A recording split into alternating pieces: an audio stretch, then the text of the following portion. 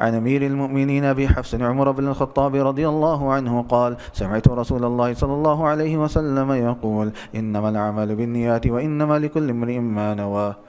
Who can mention to me one proof to show the importance of knowledge?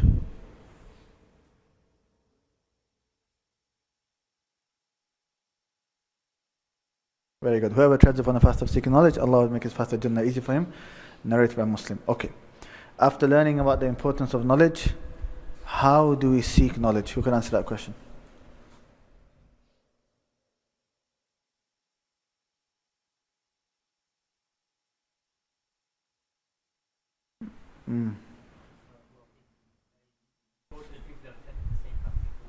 Now you follow the path of the ulama. What have the ulama said? What is the correct path of seeking knowledge? Yeah, what does that come under though? I don't want to mention each individual thing, just one topic. Curriculum, what does that come under?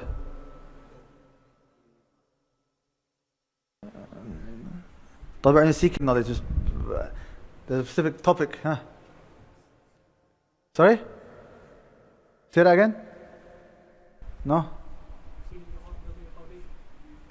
The adab of talib ilm, etiquettes and mannerisms of student knowledge. Everything that you guys have said comes under that. Cleansing your heart comes under that. Being organized comes under that. All of that comes under adab of talib ilm. Okay? Right. We said that to summarize these adab, these etiquettes, there were 6 main topics. Especially the second book that we mentioned, Hilya Talib Ilm. That's ordered in these 6 a lot more clearly. But what are these 6? The 6 things that the etiquettes are applied. Some people call it the 6 rights. Abdullah. Yourself. Teacher. Books. Place. Classmates.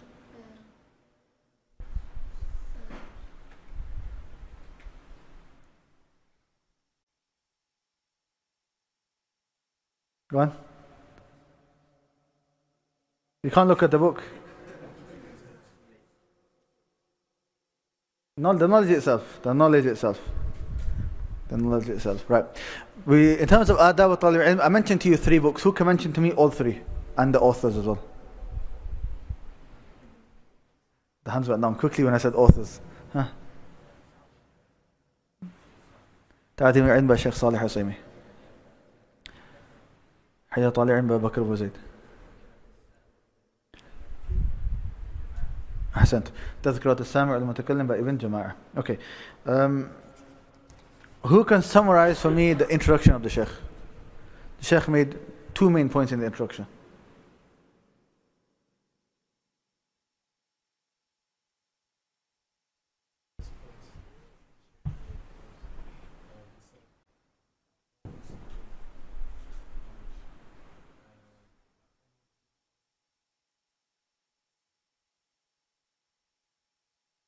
So the first point, good, is that you are given knowledge, a beneficial knowledge, according to how much you respect and venerate knowledge. That's the first part. The second part is to do with how do you venerate knowledge then. So who can explain the second part?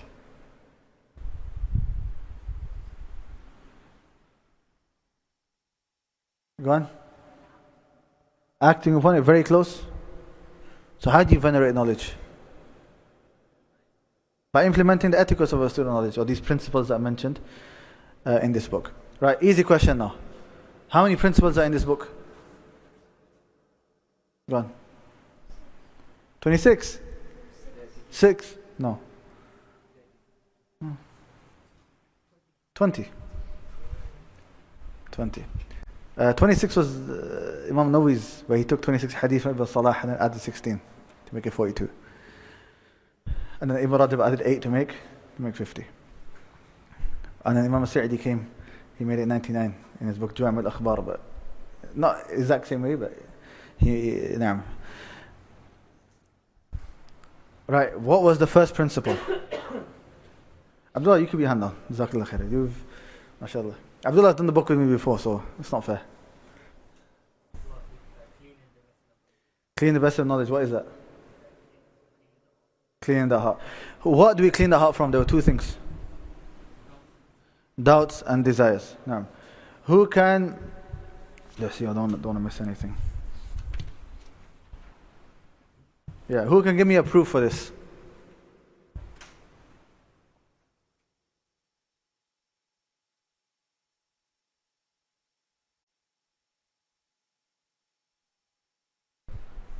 Yes, Sahal ibn Abdullah Tustari said it's haram for light to enter the heart whilst it's full of things that Allah dislikes. Any others? Allah looks at your heart and actions, that hadith. Naam, ahsant. Okay, what's the second principle?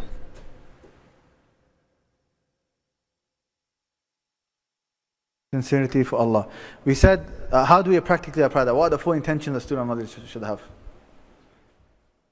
Right? Yes, right at the back. Without looking. Right, I'm not Khulasah. You can't look. Right, somebody else.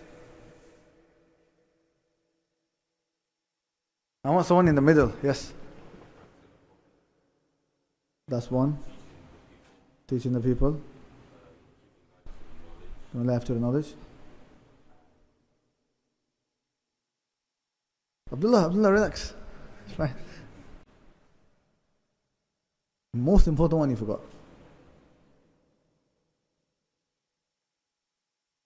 Before others, who do you start with? Yourself. That's the first one. Remove ignorance from yourself, remove it from others, reviving or giving life to knowledge, and acting upon that knowledge. Okay, let's continue inshallah. So we're now on principle number 3. Now, yes. Turn on. Bismillahir Rahmanir Rahim. Alhamdulillahi Rabbil Alameen. Wassalatu wassalamu ala nabiyyina Muhammad wa ala alihi wa sahbihi ajma'in. Amma ba'd. Allahumma ghfir li wa ana li shaykh. You don't say ana again. Okay. You're getting it now, so let's correct it a bit more. Allahumma ghfir lana. May Allah forgive us. Before you're a bit selfish. Allah forgive me. Say Allah forgive us. Okay? Then you say, wali shaykhina. Allahumma ghfir lana wali shaykhina. Yeah, wali shaykhina. Walil muslimin ajma'in. No. Number 3. قال المهندس. No, that's the teacher. Muhandis, engineer, huh? No, Munsif. No. Munsif. No. Go on. Is that correct? The letters are right, they're in the wrong order and the harakat are wrong. Musannif. قال المصنف. There's another word as well, you can say mu'allif. Any of the two works. Now. Number 3, to gather all one's zeal upon knowledge. You gather your eagerness by having these 3 things. Number 1, to be ardent in that which benefits you. So when the slave is guided to that which benefits him, he strives over it. Number 2, to seek assistance with Allah in acquiring it. Number 3, to not despair in not reaching the level you desire. Okay, so the next principle, the first 2 principles talks about the heart and rectifying our intention. Now we want to seek knowledge, right? Now this principle is saying that we have to be very eager and motivated and have high aspirations when we seek in this knowledge, not low aspirations. Okay, so that's what this principle is talking about. That you gather all of your zeal upon knowledge, meaning all of your zeal, all of your aspirations, all of the excitement that you have, everything should only be focused on knowledge. The only thing you think about is knowledge, right? That the whole day that's going by, what you're thinking about is knowledge. Allah said, the Prophet said, if you truly venerate knowledge, you love knowledge, and you want to benefit from that knowledge, that becomes from the most important things to you, if not the most important. Right? If you have that mentality, then you're going to prosper. As a person who doesn't care, and he only gives knowledge the time, if he has a bit of spare time here and there, that person in the long run won't benefit. You'll only benefit if you have all your aspirations and zeal and focused on seeking knowledge. And how do you do this? The Shaykh gives us 3 things to do. And these 3 things are mentioned in the hadith. Okay? And I'll be honest, the translation is a bit difficult. Right? So read the hadith, I'd rather explain the hadith, it's a lot easier to understand. Now. These three affairs have been gathered in the hadith that has been reported by Muslim from Abu Hurairah that the Prophet was sallallahu alaihi Sallallahu wasallam alayhi wasallam. said, "Ihris ala ma yanfa'uka wasta'in billahi wala ta'jab." ولا تعجز and jiz, you can say both. Wallahu alam. That is, strive in that which will benefit you and seek assistance with Allah and do not despair. Okay, so the Shaykh mentioned three things that are taken from this hadith. What are the three things? The first, ihris ala ma yanfa'uk. This eagerness that you have, direct it towards ma yanfa'uk, what benefits you. In other words, you've got all of this aspiration now, all of this eagerness, all of this zeal to learn, to seek knowledge, to gain the pleasure of Allah, to remove ignorance from yourself primarily. Now you have to direct it. What do you direct it to? Ma yanfa'uk, direct it upon that which will benefit you. In other words, have tunnel vision in the sense of your objective. Right? So your objective is, yeah?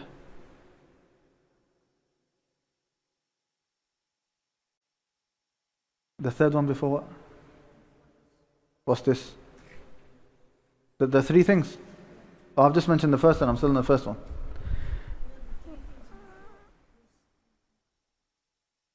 The three things are these three that I'm mentioning now. The three things in the hadith are the same 3 points. Okay? I'm just using the hadith to explain it. If you go down to the hadith, yeah, they're the same thing.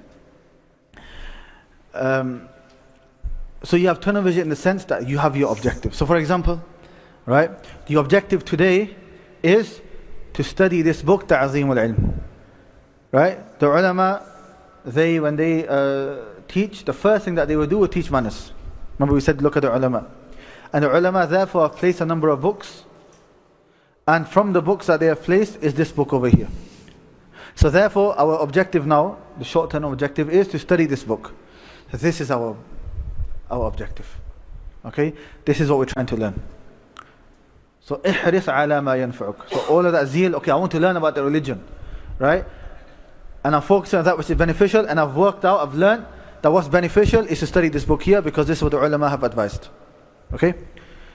Now we move on to number 2. Ihris ala ma yanfa'uk. Number 2, wasta'in billah. Seek help from Allah. Now I'm going to ask Allah subhanahu wa ta'ala to help me. Oh Allah, aid me, help me in attaining, in completing this objective of mine, which is to study this book. Why? Because all of knowledge that you have and that any scholar has is fadlun mahdun min Allah, a pure blessing from Allah. It's not something you've earned, it's Allah decided to give to you. Yeah? So you're going to ask Allah. And that's why we start with Bismillah. What's the meaning of Bismillah? In the name of Allah.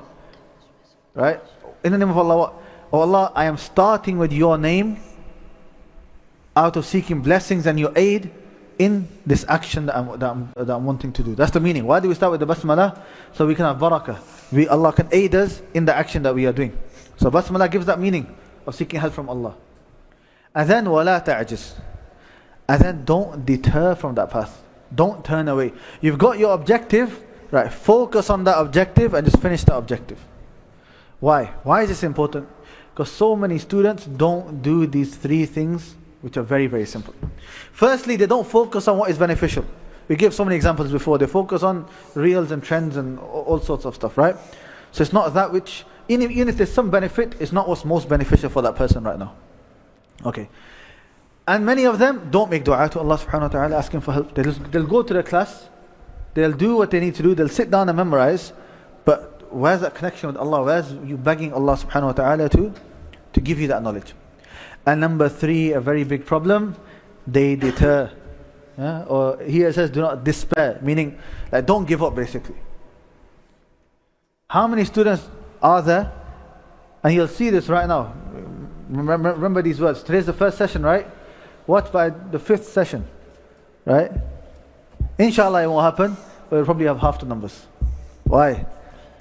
They give up. You attend and people give up, they drop out. So many students study, they start a book, this book's amazing, Bulugh al-Maram, Allah barak. Hadith book has got about 1400 hadith in it. Right, these hadith are the main hadith of the religion in terms of fiqh. I need to study this hadith. Bismillah, I'm going to start the book.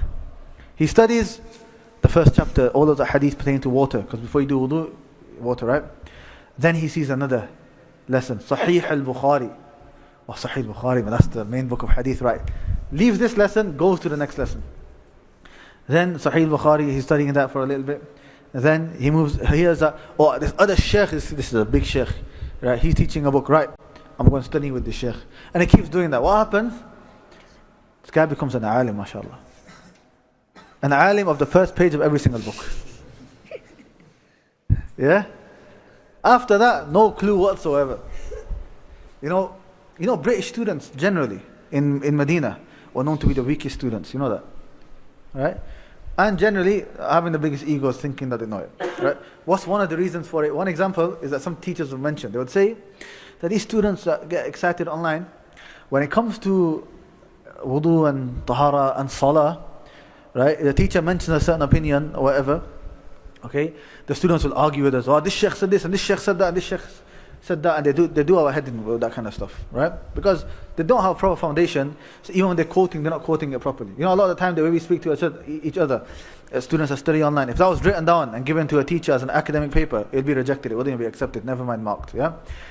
But then Sheikh says, but once you get to zakah, right? Students stop asking questions now. They stop interrupting us. Once we get to transactions, khalas, the whole class is silent. No one's interrupting me once. Why? They're not studying properly. They're starting, they come to the first chapter of wudu, they come to salah, right? And mashallah, Albani said this, and this sheikh said this, and this sheikh said this, and right, Allah barak, they know the things about salah. And what happens?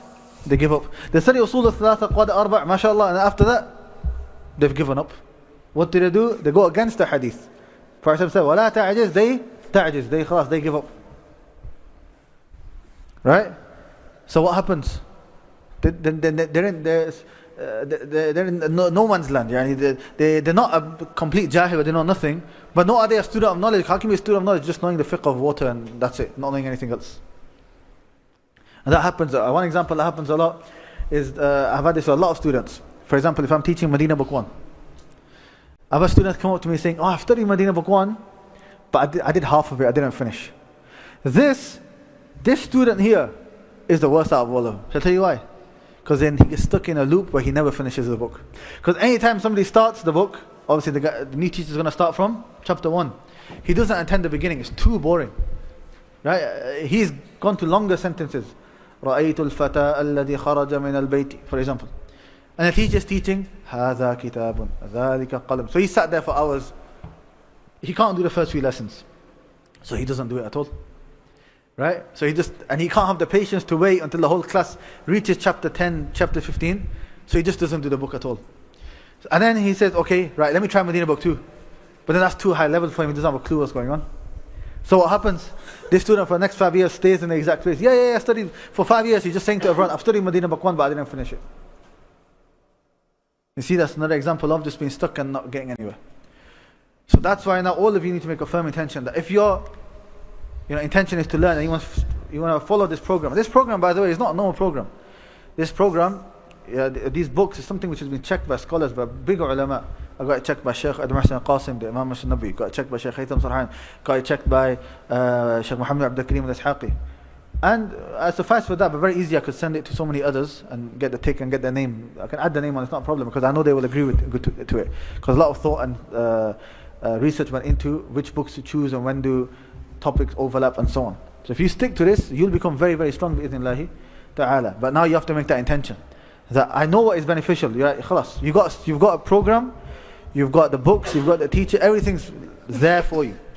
And it's not even a lot. I'm not asking you to come every single day. I'm asking you to come one day a month. And not even the day, it's just 3 hours. Asr till Maghrib. Right?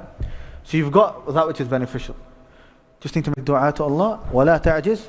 And don't despair, don't give up. Obviously, one lesson a month isn't enough, right? You should be doing more, but at least as a minimum, this is going to give you a strong foundation. So you have to make that firm intention from now, that I'm going to stick to these lessons, that I'm going to do it no matter what.